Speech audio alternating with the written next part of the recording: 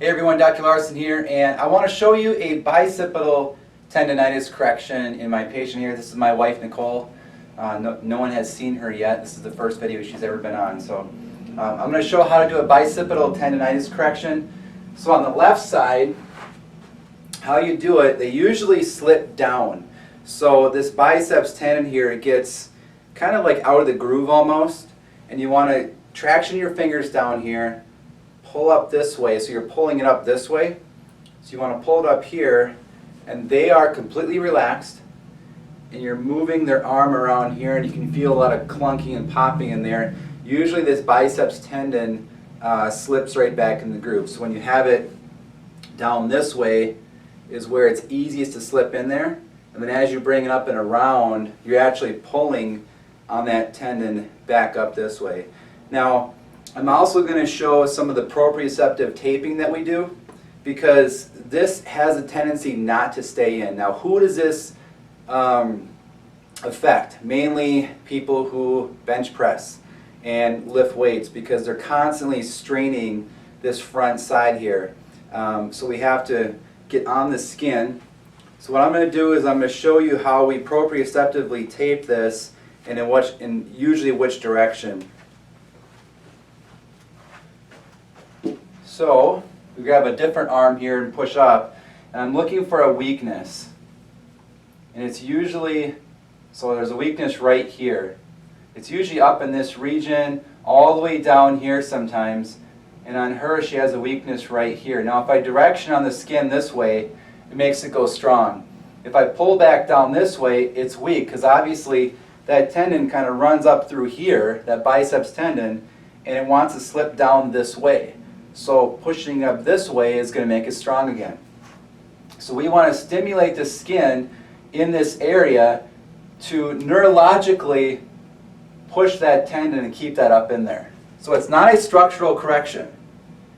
Okay, we're not actually physically holding that up there. We're actually stimulating her body's proprioceptors and skin receptors. So if you haven't seen this on a different video, we get first piece of tape, looks like, I'm not sure if you can see that on there, there's a little flap in there.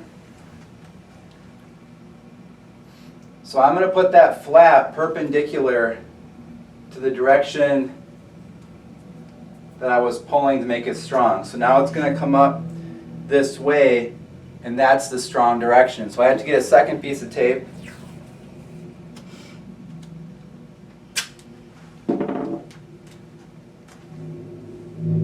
Put it right on there, attach it to that flap.